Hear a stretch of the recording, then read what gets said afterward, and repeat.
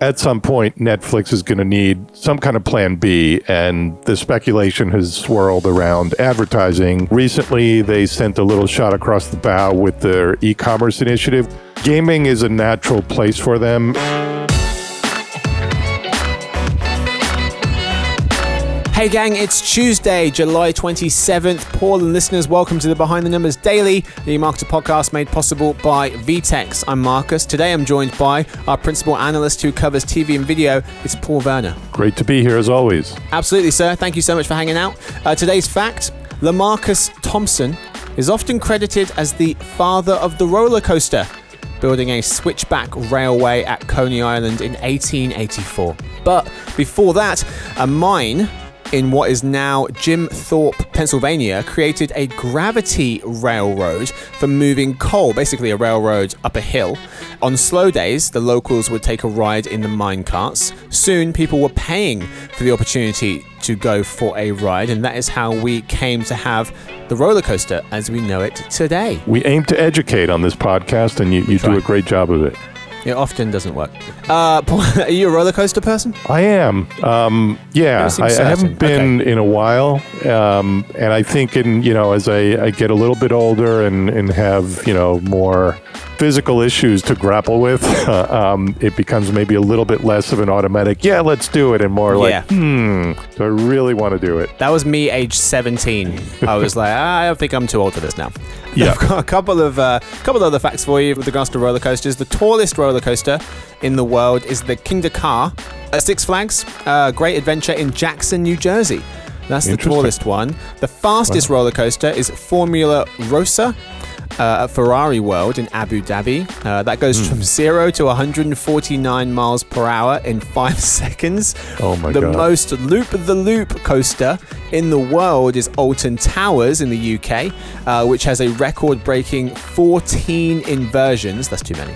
The next closest rides only have 10, and the longest roller coaster is Steel Dragon 2000 at Nagashima Spa Land in Japan. At 1.5 miles long, you'll be on this coaster for 4 minutes.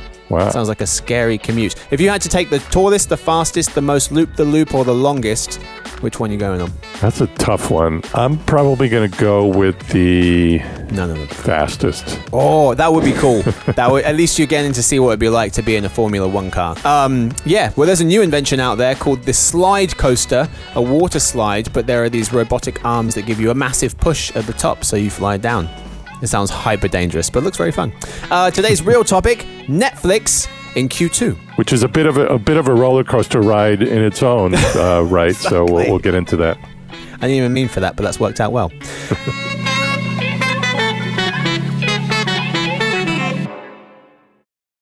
So we're talking Netflix today. We're talking about their user highlights, their revenue highlights from their earnings in Q2. We'll talk about why they want to get into gaming, whether it will work out, and what to expect in the second half of the year. Let's start with their highlights, their user highlights. Paul, they added 1.5 million new subscribers in Q2.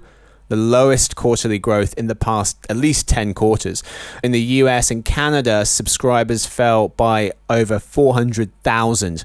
The US and Canada paid subscribers now account for 35% of a total, down from 45 2 years ago. So that share of US and Canadian subscribers is going down. The last time Netflix lost subscribers in this region was in Q2 2019. Paul, you're going to hit me with a lesser grade for what you think Netflix user growth highlights in Q2 deserves, and then why. I'm going to give them a B for users, and it may sound like a high grade given that generous B. Everything you just said, and also given that the stock took a hit after this earnings report, predictably.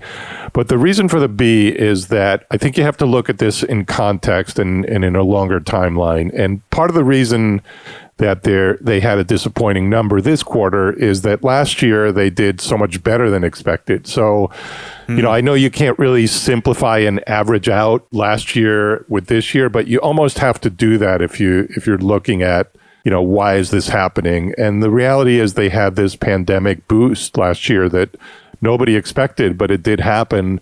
And there was naturally going to be some kind of letdown from that. And then also there's the competition, which, again, we saw that coming. We knew that a lot of other services were rolling out.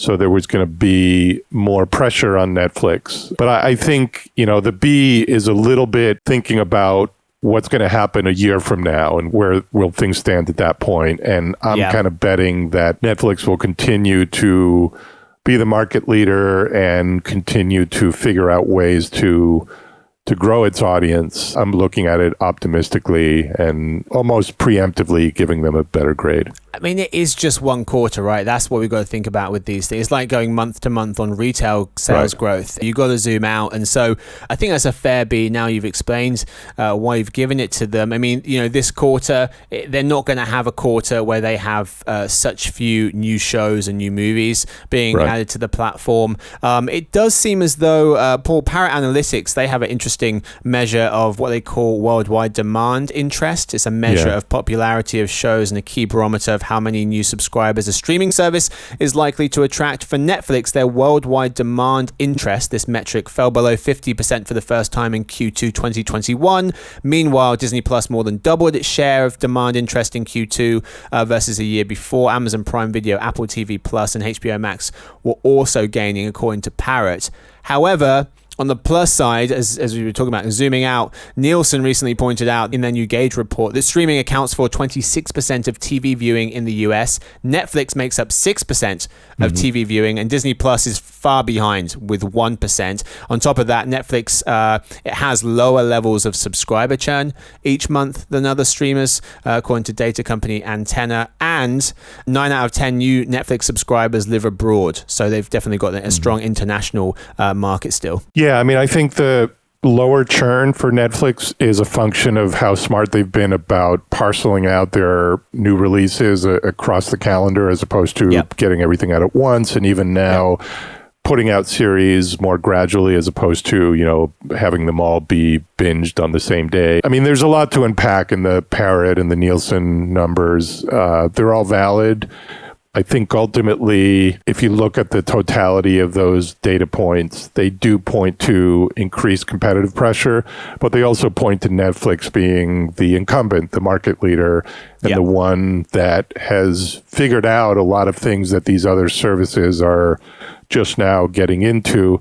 I think also, Apple TV and Disney Plus, I mean, they're sort of like the new toys, and people are experimenting a lot with them and with other services. It has helped that, Apple, for example, has had some, they've had a hit like with Ted Lasso, kind of came out of nowhere. So good. So things like that do help just kind of spread out that wealth of viewing across these different services. But, Netflix is still the one to beat. Yeah, do they have the staying power? Revenue highlights, let's move to those. So revenue for the quarter was $7.3 billion, up 19% year on year. Last Q2 was up 25% for comparison. So 25% last Q2, 19% this Q2. By region, US and Canada revenue was up 14% year on year. That's the same as last Q2 2020. Revenue from the region, US and Canada, accounts for 44% of the total. That's down from 50% of the total at the start of 2019. So from 50 to 44%. Paul, what jumps out to you with their revenue highlights? Well, again, I'm going to give them a B. I think the revenue miss was not gigantic. It was kind of small on a percentage basis, so it wasn't like a huge shock to investors.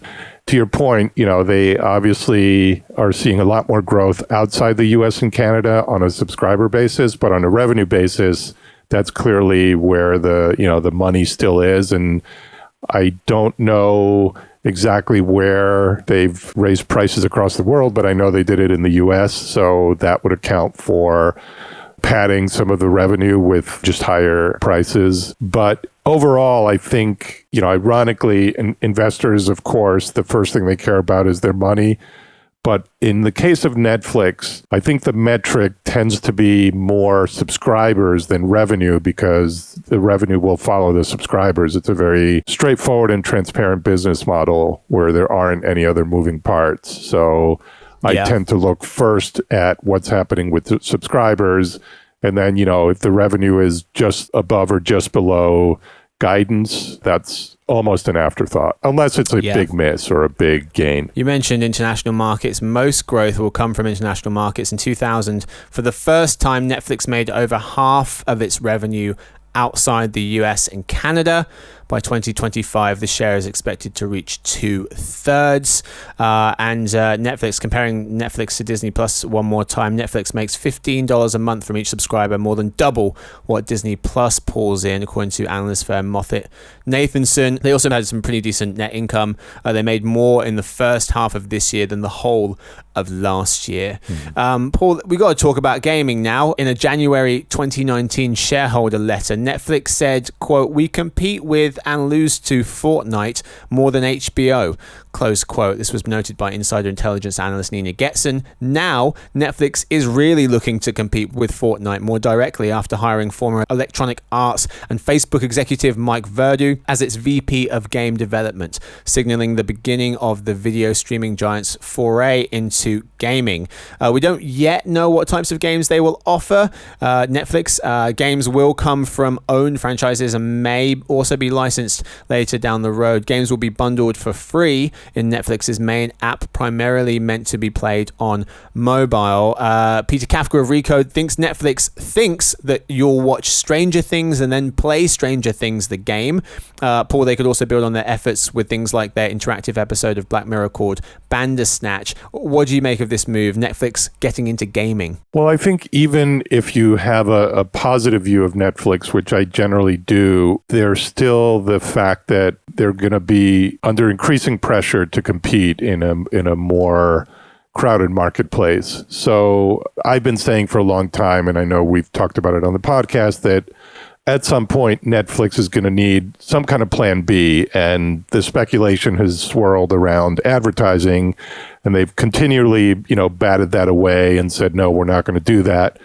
So, recently they sent a little shot across the bow with their e-commerce initiative, which I thought was interesting and maybe somewhat unexpected, at least for me. Gaming is a natural place for them. And yes, to your point, Nina Getson had talked about this over 2 years ago now. It was a really interesting quote that Reed Hastings had about gaming at the time.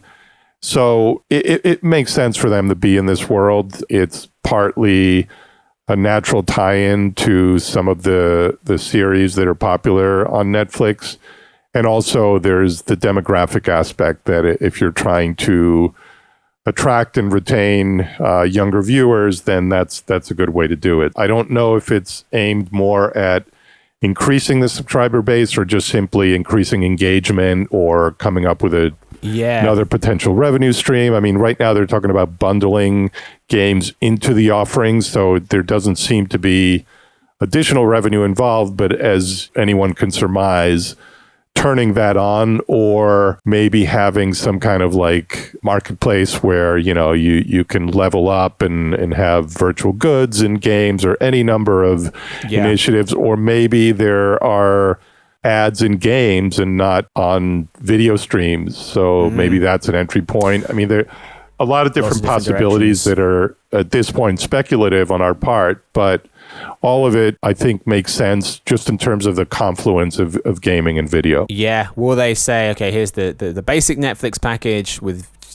movies and TV shows. Here's the Netflix videos plus gaming package for a little bit more. Lots still to figure out here. You mentioned the younger audience, trying to attract those folks. Gaming is the most popular entertainment activity for them. 26% of Gen Z folks said so in a recent Deloitte survey. That's more than double the 10% who said watching TV shows or movies at home was their favorite activity. Why games? Apart from attracting the younger audience, we've already talked about users. Netflix US viewer growth. There was subscribers, which obviously didn't do well in the US, but their viewer growth is also flat, according to us. That's what we track, viewers as opposed to subscribers. Both are flat, though, in the US. We expect time spent as well with Netflix by US viewers to stall about 1 hour a day for the next few years. So that's also flat. And also just a ton of money, Paul. Mr. Kafka of Recode was noting that global video game revenue is expected to surge 20% to $180 billion in 2020, 180, according to IDC data. That would make the video game industry bigger in terms of money making than the global movie and North American sports industries. Yeah, no, it's massive. massive. Yes.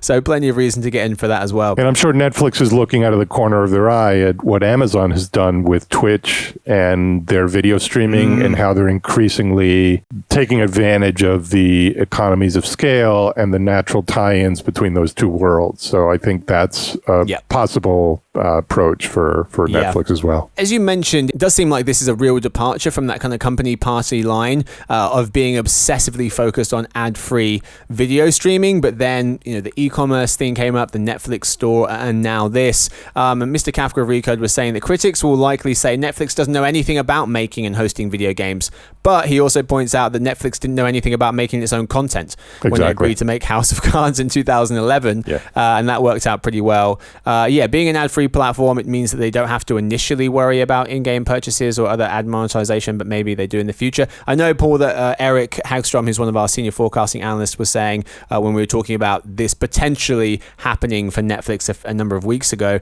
that them getting into gaming, that maybe they want the IP. Maybe they end up buying a big gaming company. I think Activision is worth like $70 billion. So that is something they could potentially afford. And they buy the IP, and then not only do they have the games, but maybe they can develop shows based off of those games or movies, perhaps. Absolutely. Yeah, a lot of possibilities. Yeah. I want to quickly pivot to bundles for a second, though, Paul, because the Disney bundle, which includes Disney Plus, Hulu, and ESPN Plus, has been relatively popular and a direction that Disney wanted to head in. In May, AT&T and Discovery agreed to combine their media offerings into a new company whose bundle could include HBO Max, CNN Plus, and Discovery Plus, and also the Warner Brothers movie and TV studios. So another bundle there. Are you surprised that Netflix isn't working on its own bundle? Well, not really, because they don't really have anything to bundle. They're just the one service. Whereas, if you look at the Disney bundle, it is some very different but complementary services that happen to be under the same corporate owner now. So you can't see Netflix going after those smaller players to try and maybe grab some of that content to bundle? I can see them doing it, but if you ask me why if I'm surprised there hasn't been a Netflix bundle yet, I would say, up until now, they just don't have the portfolio with which to create a bundle. But yeah, I could totally see them acquiring, maybe an independent film studio, or, now that we're talking about gaming, there could be a bundle that could be what it is. I'm sure they're looking at different strategic opportunities because, again, the larger point is that even in a best case scenario for Netflix, they're going to need to pivot to something different from what they've been doing, just simply because they're starting to max out their market share, certainly in the US and Canada, and eventually they will overseas as well. So, their existing business model, as great as it's been, is going to need to be beefed up with something. So that could be a bundle, that could be an ancillary business, or some combination of the two. Yeah. Paul, what do we expect to see in H2 2021? Netflix said they expected to add 3.5 million new subscribers in Q3.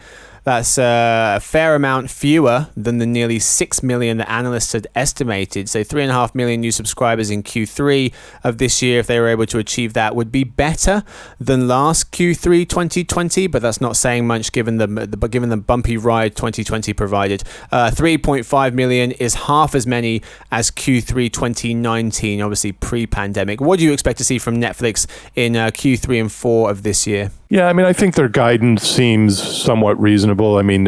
They tend to maybe guide on the lower side and then try to delight people by over-delivering. I don't know if that's going to happen the second half of this year, but I think regardless of how the rest of 2021 plays out, this is going to be a year where Netflix just tries to maintain, just tries to kind of like go with the inertia of what it's been doing. But I think looking further ahead is when we're going to see those more interesting potential pivots or new revenue lines or acquisitions. But I think the rest of this year is going to be somewhat quiet in the sense that they're just going to stick to their knitting. Mm-hmm. Time now for the halftime report. Paul, what are your takeaways from the first half? Well, my takeaway is that it was predictable that they would have a bit of a letdown after what happened last year. And again, I'm more inclined to look at the 2 years together and almost average them out and then think forward to how they might respond next year. But I think the first half, if you had asked me a year ago, or, well, it's been a weird year, but if you had asked me maybe later last year what might happen in the first half of 2021, I think it would have been predictable that they would have, had a bit of a slowdown in their growth. Yeah. That's it for the lead story. Time now for In Other News. First, a quick word from our sponsor, VTEX. Retail's next competitive threat may come from a business model or channel that didn't even exist a few months ago. This modern dynamic requires companies to adapt quickly, pivoting business seemingly overnight, something traditional commerce platforms just can't support. There's a new enterprise commerce platform on the rise, one that's fast, flexible, and doesn't require 9 months and $1 million to get up and running. Go to vtex.com/eMarketer to learn more.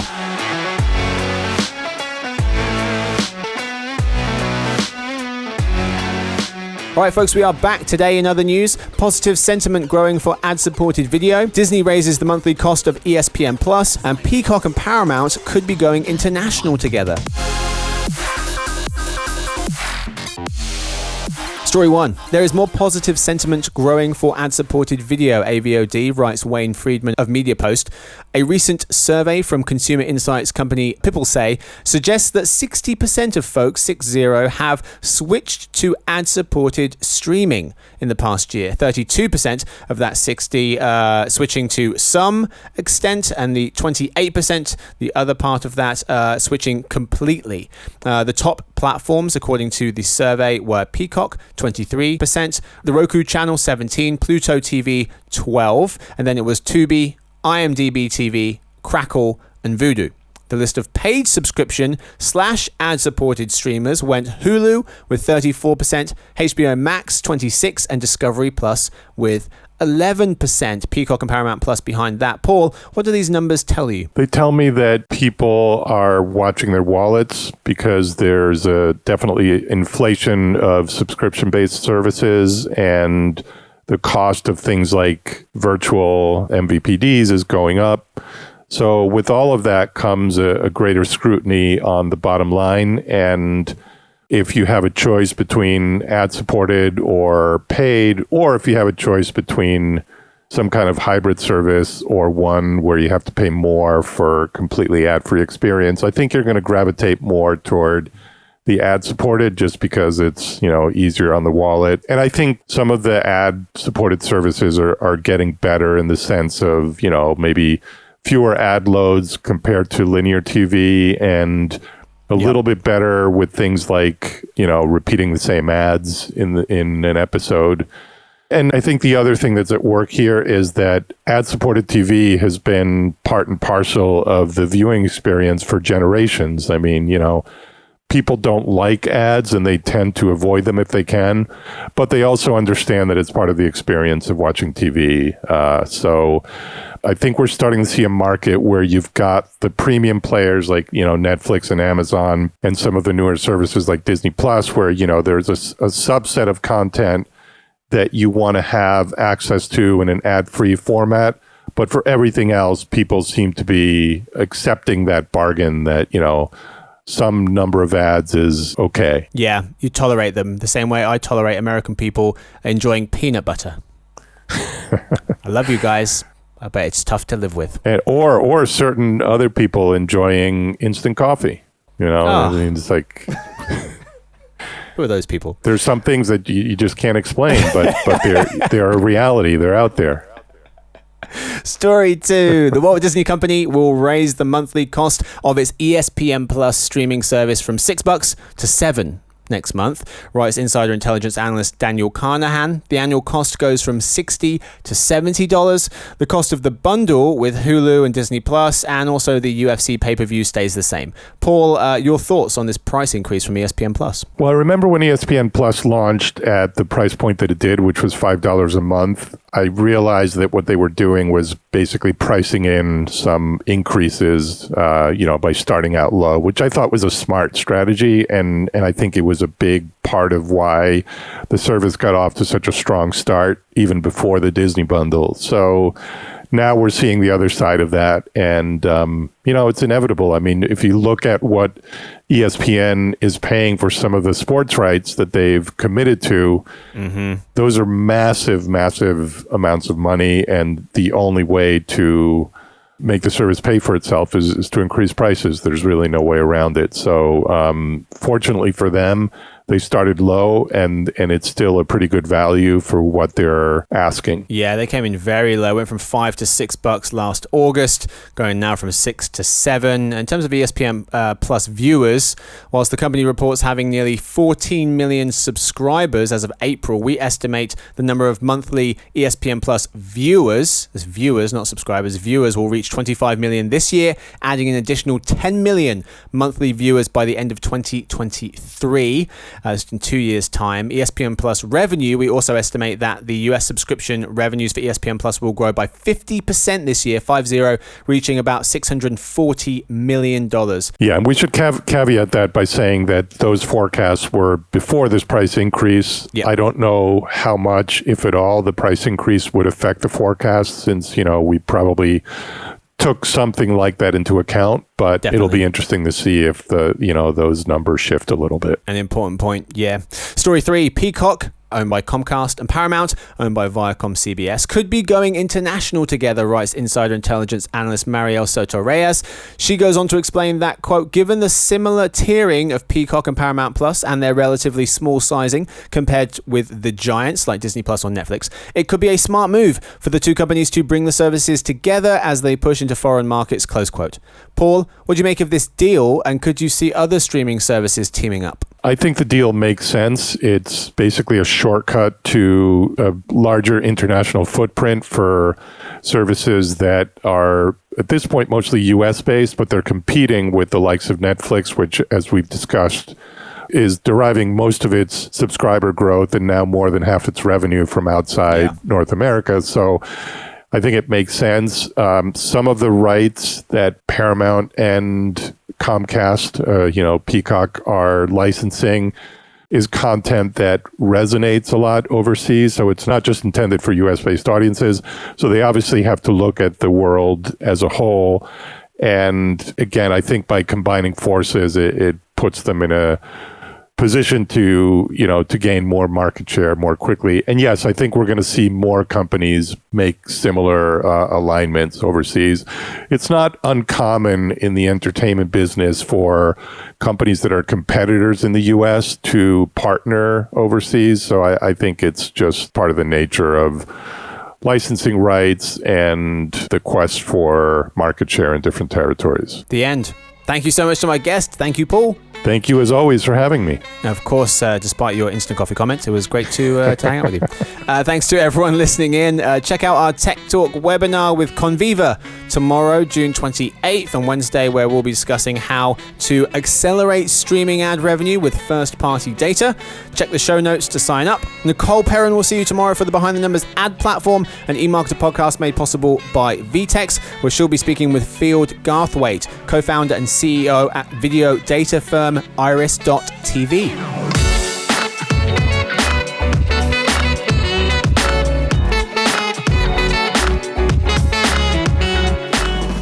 See you tomorrow for the Behind the Numbers. Nope.